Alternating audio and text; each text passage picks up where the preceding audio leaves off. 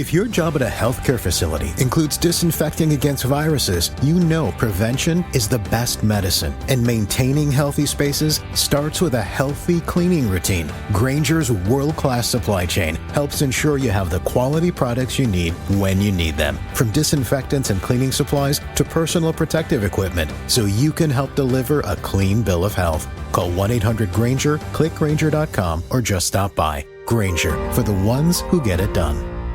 Ryan Seacrest here. When you have a busy schedule, it's important to maximize your downtime. One of the best ways to do that is by going to ChumbaCasino.com. Chumba Casino has all your favorite social casino games like spin slots, bingo, and solitaire that you can play for free for a chance to redeem some serious prizes. So hop on to ChumbaCasino.com now and live the Chumba life. Sponsored by Chumba Casino. No purchase necessary. VGW Group. Void where prohibited by law. 21 plus. Terms and conditions apply. According to History.com, the Stonewall Riots, also called the Stonewall Uprising, began in the early hours of June 28, 1969, when New York City police raided the Stonewall Inn, a gay club located in the Greenwich Village in New York City. The raid sparked a riot among bar patrons and neighborhood residents as police roughly hauled employees and patrons out of the bar, leading to 6 days of protests and violent clashes with law enforcement outside the bar on Christopher Street, in neighboring streets, and in nearby Christopher Park. The Stonewall riots served as a catalyst for the gay rights movement in the United States and around the world. The 1960s and preceding decades were not welcoming times for lesbian, gay, bisexual, and transgender Americans. For instance, solicitation of same-sex relations was illegal in New York City. For such reasons, LGBT individuals flocked gay bars and clubs, places of refuge where they could express themselves openly and socialize without worry. However, the New York State Liquor Authority penalized and shut down establishments that served alcohol to known or suspected LGBT individuals, arguing that the mere gathering of homosexuals was, quote, disorderly. Thanks to activists' efforts, these regulations were overturned in 1966, and LGBT patrons could then be served alcohol. But engaging in what was thought of to be gay behavior in public, like holding hands, kissing, or dancing with someone of the same sex, was still illegal, so police harassment of gay bars continued, and many bars still operated without liquor licenses, in part because they were owned by the mafia. The first documented U.S. gay rights organization, the Society for Human Rights, was founded in 1924 by Henry Gerber, a German immigrant. Police raids forced them to disband in 1925, but not before they had published several issues of their newsletter, Friendship and Freedom, the country's first gay interest newsletter. America's first lesbian rights organization, the Daughters of Bilitis, was formed in San Francisco on September the 21st, 1955. And then we arrive to the 1960s, with the Stonewall Uprising, and what we will hear about in this episode as gay rights activists turning into legacy. Hello listeners, and welcome to this week's mini-series. I'm your speaker Casey, host of the Cult Vault podcast. And as June is the month of Pride, I wanted to bring something a bit different to the listeners, but still so poignant and important. To celebrate Pride Month, I have brought a conversation with original members of the Gay Liberation Front, Martha Perry, Ron, Ellen, and Jason, who have had lives full of activism. You may remember Ron from a previous episode where we spoke about his experiences going to the ashram in India to follow Bhagwan Sri Rajneesh. Today we are going to be hearing about a different part of Ron's life and how it coincides with the experiences that Martha, Perry, Ellen, and Jason also experienced. I wish I could explain how it felt in my body and my mind to have this conversation with these incredible individuals that changed America and the world. We have people such as these to thank for what we now understand to be LGBT rights, not just in America, but around the world. Here is the Gay Liberation Front. So hello to Ron and friends. Thank you so much for joining me here today to share your stories and experiences regarding the Gay Liberation Front and your lives beyond that. This is going to be a slightly different interview as we have a few extra people here in the room today for this conversation. And I would love for each of you to introduce yourselves. So perhaps we can start with Ron and work our way round. So hello, Ron. Welcome to the show. Would you like to introduce yourself or reintroduce yourself to the listeners? So my name is Ron Auerbacher, and I joined the Gay Liberation Front due to Jason's influence sometime in the spring of 1970, and it made an enormous difference in my life. About in addition to whatever obvious impact it had on the planet, but on my personal life, because previously, as I discussed in the last podcast, I'd been hospitalized for 3 years, partially due to having told a psychiatrist that I thought I was a homosexual.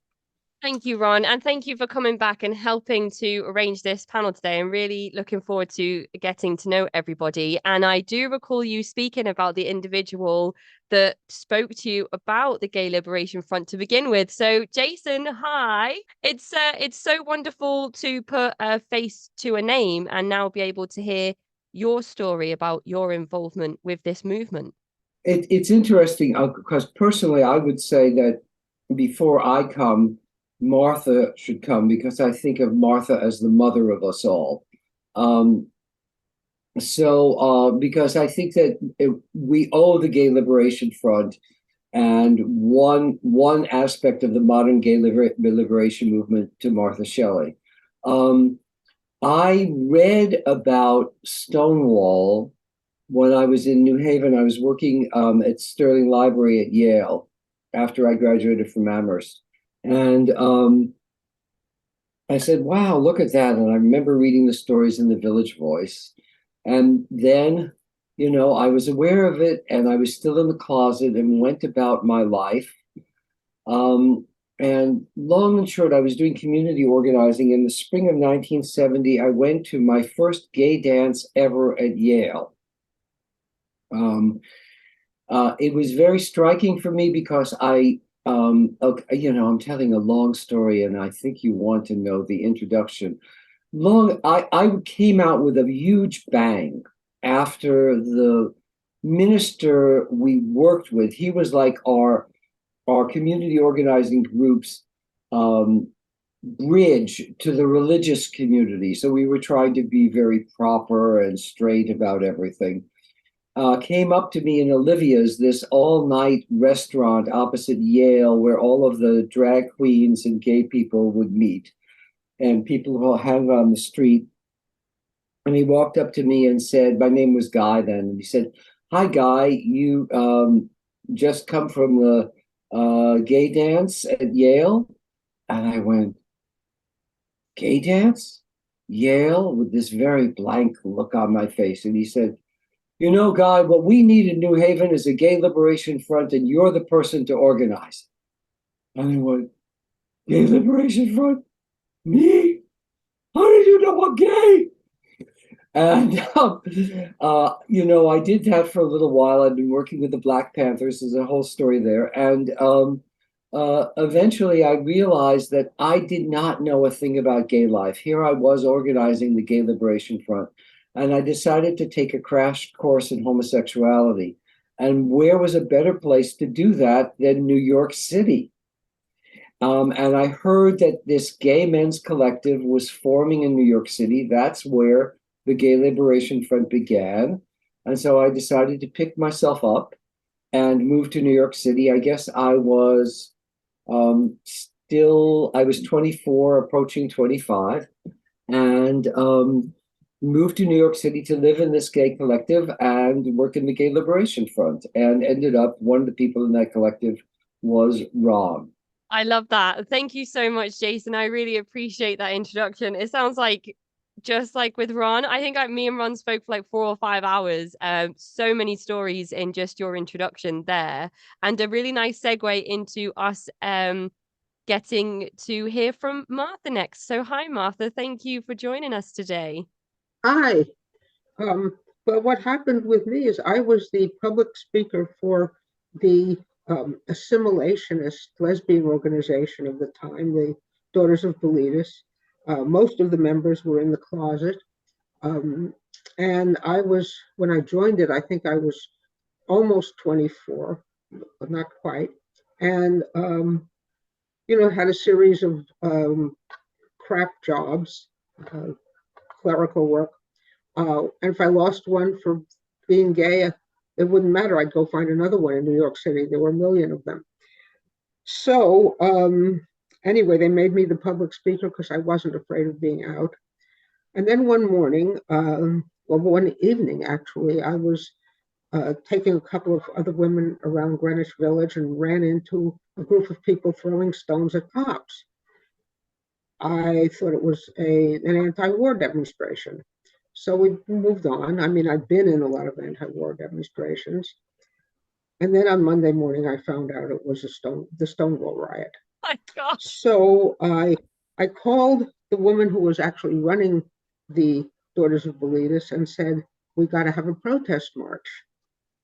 She said, call the men's organization, the Mattachine Society. If they agree, we'll sponsor a protest march. So I called them. They said, come to a meeting. Everybody voted in favor of the march. And then a group of us became the committee to organize that march. When we met, somebody in that group, it was, a hot July afternoon, we were all drinking beer. Somebody said the words, Gay Liberation Front. And I got all excited and I started pounding the table, yelling, that's it, we're the Gay Liberation Front. And that's how it became, what it became. Our March committee became the Gay Liberation Front, and we started meeting not at the Mattachine Society headquarters, because they were not pleased that we were forming a new organization that would take away some of their members. But we got together with other people who were from the radical left. This was July 1969. Gay people in the left and left people in the gay organizations, and we were the Gay Liberation Front. We started having demonstrations, dances, put out a newspaper. Wow, Martha, that's incredible. I wonder how many people have walked past significant moments in history and not really realized what it was that they were witnessing at the time that they saw it, because that is such a significant thing for you to have seen. Yeah, I mean, I was in the right place at the right time. And I suppose the right person, again, because I wasn't afraid of being out. I had already been on television arguing for gay rights. Martha, I have a question for you. If I remember, because I've heard you tell this story in various iterations, various times, am I correct that one of the things you said to the president of the Daughters of Bilitis was, we can't let this energy die. We need to keep this energy of Stonewall going. I did not say that. I don't know who put those words in my mouth. Well, my mind did, obviously. So, and the mind, since this is a podcast about cults, we all know that the mind does very many things. So basically, you wanted to have what was the theme of the protest march you wanted to have? I'm not sure if there was a theme, but what happened was we did have the march, and two of us, Marty Robinson from Mattachine Society and me from Daughters of Bilitis, but now Gay Liberation Front, agreed that we would speak. So we marched around Greenwich Village. We ended up in Christopher Park, right across the street from the Stonewall, and we made speeches. Marty jumped up on the water fountain and made a speech. Then I jumped up and made a speech. And then I looked out there, and there were, like, according to the Village Voice, there were like 500 people there. And we didn't want to start another riot right then. So what I said was, we all have to go home peacefully now. We don't want to start another riot, but this is not the end. This is the beginning. We will be back. And that's all I remember of what I said.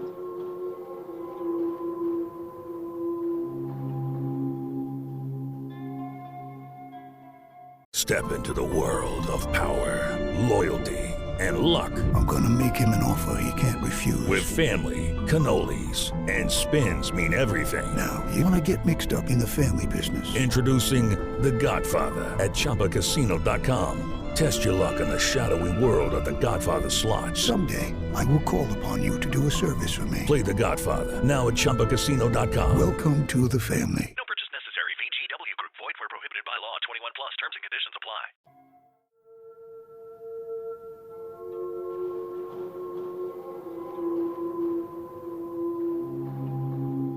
I love it. This is so wonderful. We do have two more people still to introduce to our conversation today. So I will hand things over to Ellen. Hi, Ellen. Thank you for joining us today.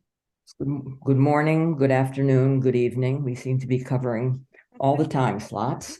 In June, last weekend of June in 1969, I was at all places on Fire Island, where my partner at the time and I had a part share in a house with some of the elder stateswomen of the Homophile League, the Female Homophile League, Barbara Giddings and her partner, Kayla Husen, Kay Tobin.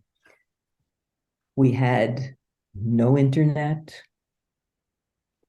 We didn't have the kind of social network communicating that goes on now, but we certainly had the telephone. And we learned shortly after the Stonewall incident, the Stonewall riot began, that something was going on, something important, something that was going to actually change all of our lives, but we weren't quite sure in what ways. Monday morning, we headed back to the city from Fire Island on the ferry that had the unfortunate name of the Bucket of Blood. Every Monday morning ferry was called the Bucket of Blood because people they weren't in good shape. And I have to say, and this is a judgmental comment about my brothers and sisters, my gay brothers and sisters, the group on the Bucket of Blood normally was not the most politically aware or politically active group of people on the face of the earth. That Monday morning was different. People could not stop talking about what was going on in the village, what had happened over that weekend, and basically who we were, because we were starting to think about being a community, having a voice, needing a voice. At the same time, I was quote unquote president of something we called the NYU Student Homophile League. And I can tell you a story about the Student Homophile League later on. So I was active in the pre-gay liberation homophile movement. By the end of the summer, probably the end of August, beginning of September, I found my way to the Gay Liberation Front, which had started meeting at Alternate U on 14th Street. So it was probably end of August 1969. I joined. I use the word join quite loosely because we never actually had membership, but became active, went to all of the meetings, joined the quote unquote Come Out Collective. Come Out was the newspaper.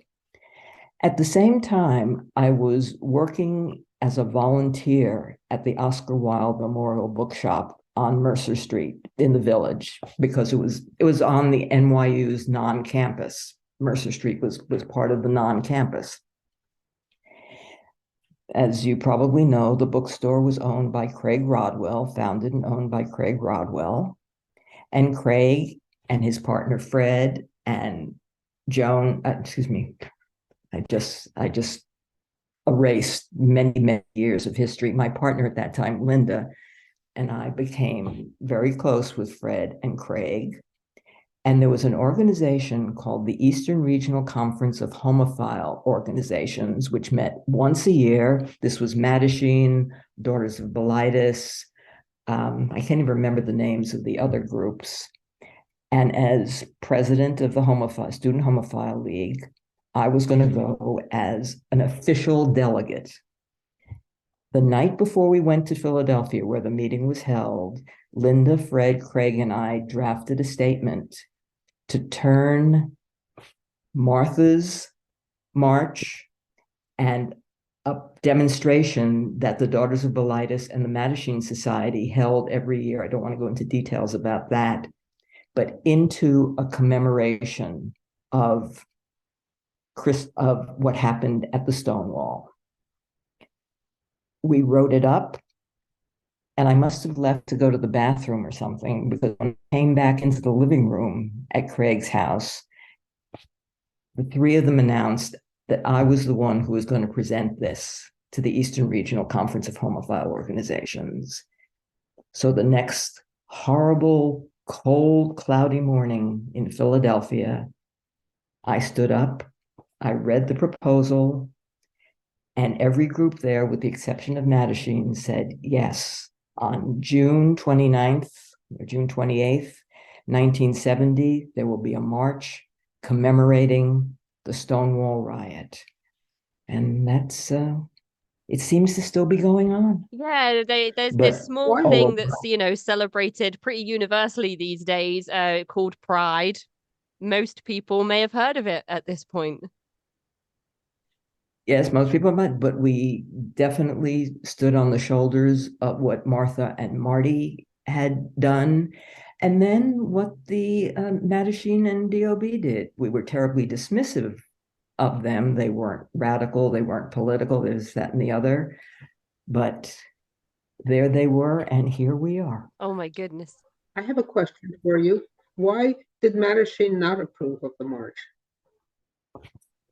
I think the issue had more to do with Craig than Mattachine's, desire to be active in the movement. But as you know, they were fairly conservative. The ones who weren't joined you. And the others maintained their angry stance for years and years and years. I've never forgiven Dick Leitch for some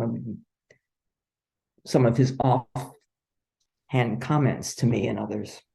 Ellen, could you unpack a little bit when you say these other organizations were more conservative? There was some fundamental differences between Gay Liberation Front and the previous organizations. Maybe you or Perry, who hasn't spoken, could unpack that a little deeper. Well, it's interesting because my sense, and I'll let Perry speak about this as well, that the Gay Liberation Front was sort of in a sandwich generation between the homophile organizations who wanted to fit in, who wanted to accommodate to the straight world, the Gay Liberation Front that understood revolution in all its many shapes and forms, and then the Gay Activist Alliance, which in many ways mirrored the philosophy of the older homophile movement. I mean, this is my personal hit on it, which I invite people to disagree with. The Gay Liberation Front really saw itself as part of a liberation movement, not part of a gay rights movement. We were the lavender stripe in the rainbow. Thank you so much for that, Ellen. I am thinking of so many different questions to ask each of you as you introduce yourselves. Very esteemed company here today. And our last person to introduce is Perry. Hi, Perry. Thank you so much for joining everyone today. It's really wonderful to be here with my sisters and brothers from the Gay Liberation Front, and especially be here with Martha and Ellen, whom I really looked up to as soon as I joined GLF. I joined the Gay Liberation Front in November of 1969, only a couple of months after my 22nd birthday. And I stayed with the organization for about 3 years. So it became extremely formative to me. It really, GLF became one of the most formative aspects of my life. I can say that I learned more from the Gay Liberation Front than I did certainly from my 3 years later at NYU, when I got a degree from NYU. I described the Gay Liberation Front as being a graduate school degree in culture, politics, and living. I had come out much earlier. By the time I was 16, I realized I was gay. By 17, I was sneaking into gay bars and having affairs, really having love affairs, passionate relationships with guys. I had had a certain amount of political involvement, but very, very little. It was because I'm from this Savannah, Georgia, and I went to the University of Georgia when I was 17 years old. I graduated early from high school, and I got involved with civil rights. And I got completely turned off to civil rights because so many people in it were blatantly, horribly homophobic. The same thing about the peace movement. I found the peace movement blatantly, horribly homophobic. So I became almost apolitical until I joined GLF. And GLF was like this huge political education for me. Almost as soon as I joined GLF, some of my sisters and brothers started telling me, what was the cause of this intense, horrifying homophobia? And growing up in the Deep South, I really experienced that, where, I had death threats because people were sure I was a queer. So much of my life in New York was involved, again, with experiencing this type of homophobia. So one of the first things they, discussed with me was what was the origin of homophobia, how homophobia came out of patriarchy, how sexism came out of patriarchy. And this became like kind of the...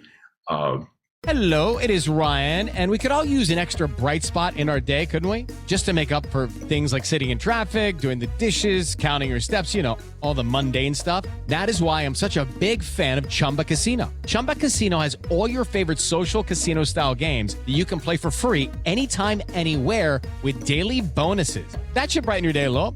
Actually, a lot. So sign up now at ChumbaCasino.com. That's ChumbaCasino.com. No purchase necessary. VGW Group. Void where prohibited by law. See terms and conditions. 18+. Catechism, I guess you'd say, that the basic belief system of the Gay Liberation Front. I started to realize later on that in GLF we had what I began to realize was the GLF mindset, and I'd love to speak about that at some point, because it really changed our lives.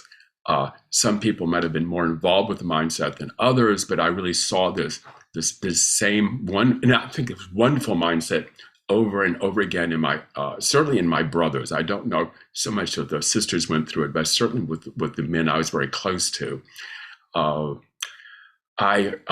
One of the first things I did when I joined GLF was join the newspaper cell, the come out cell, because I had been writing for several years. I've been writing poetry and I've been writing short stories, and people told me you'd never get this stuff published. In fact, I wrote a gay novel when I was about 19 years old. And I was told the only way you can get this book published is if you change some of the genders to female, so that instead of having this relationship with a guy, you have it with a girl. I thought, I can't do that. That's not what this thing is all about. So I immediately joined the newspaper, and I stayed with the newspaper. I joined it, actually, it was in its 5th issue, and I stayed with it all the way to the end. And the last 3 issues of the paper were published from my walk-up apartment in Hell's Kitchen. The come out cell left the East Village and then became centered in basically in my apartment. And Martha Shelley also stayed with come out all the way through it. She was just this incredible support for me, for so many of us putting out the paper. My I went on to have a career as a writer and have published, I'll be publishing my 21st book very shortly. And for a long time, the fact that I had been involved with the Gay Liberation Front blackballed me from queer letters in New York. There was this huge reaction to what became known as the liberation generation that happened really certainly by the mid-70s in gay male writing and publishing, so that I became associated with this older generation and a younger generation of, when I say younger, some of them were actually my age, but they were just coming out into the queer writing world. They really rejected this. The feminism that GLF so much embraced and espoused was rejected. This masculinist approach to queer life just really came through. And part of that also was the fact that as more men were coming out, the only way they could come out was to reaffirm their masculinity. So we started to have these writers who were like men first and gay second. And this was very difficult for me as a writer. It took me a long time to understand this. And I was, literally blackballed from a number of important publications. One of them was a magazine called Christopher Street, which became like the flagship gay male publication for almost a decade. And the editor of Christopher Street actually said about Perry Bress, he's from that old liberation generation group of writers, we don't want him. And it wasn't until Christopher Street was taken over by another editor who embraced me that I could actually get into this important magazine. And finally, certainly by the early 90s and the advent of AIDS, our generation, the liberation generation, people re-examined us. They realized how important we were, that we had confronted so much, and AIDS was so confrontatory. And that changed so much.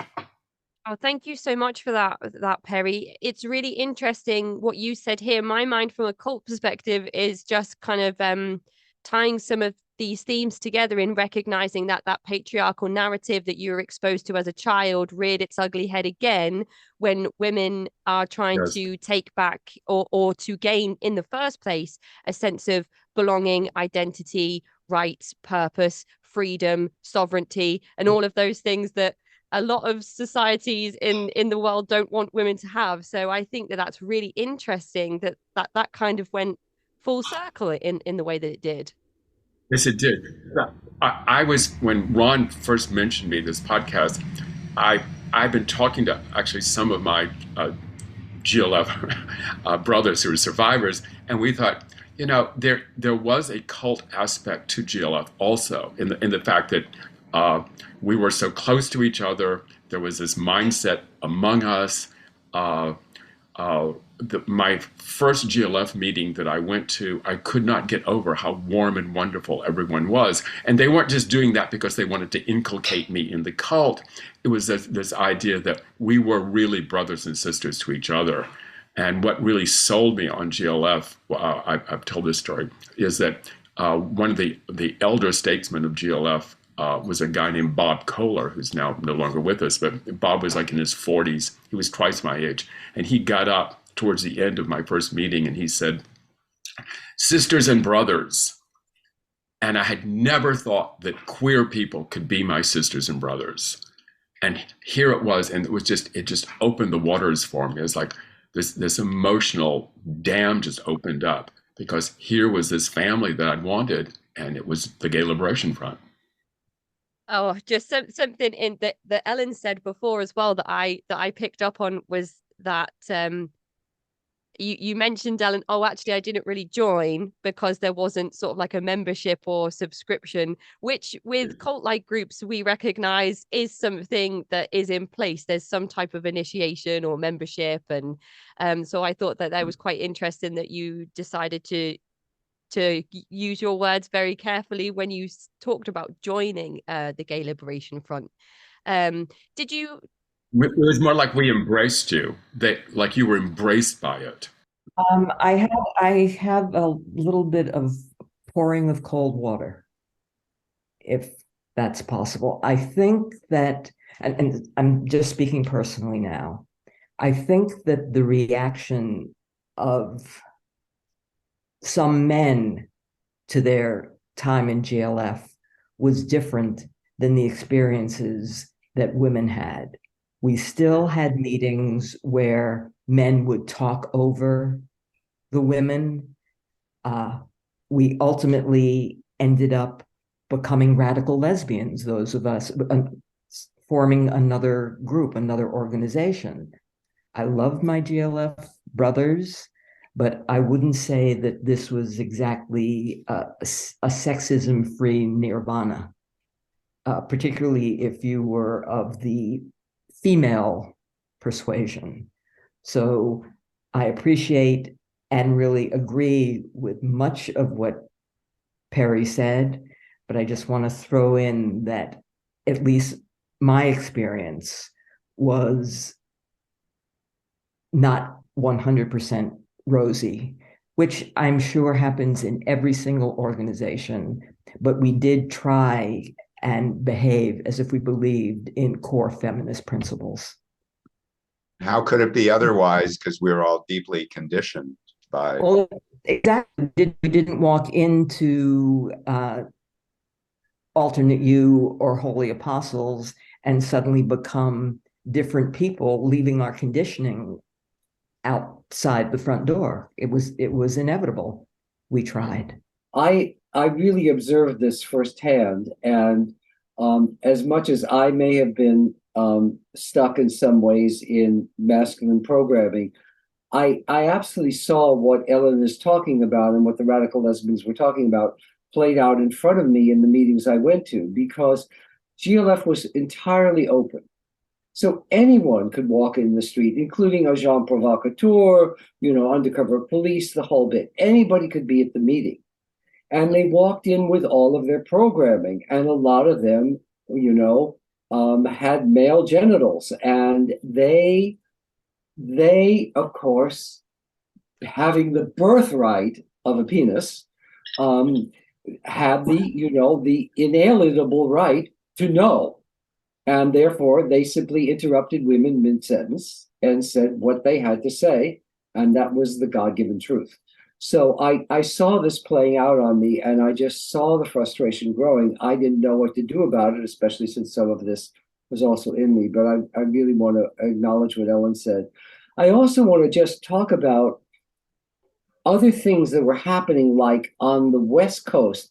At the same time GLF was happening, there was a group called the Coquettes, which is become pretty famous now, who were performing on the West Coast with all of these men dressing in tinsel and drag and really making fun of masculinity and really, ripping masculinity to shreds. And this was men and women in the Coquettes and having a grand and glorious time of it.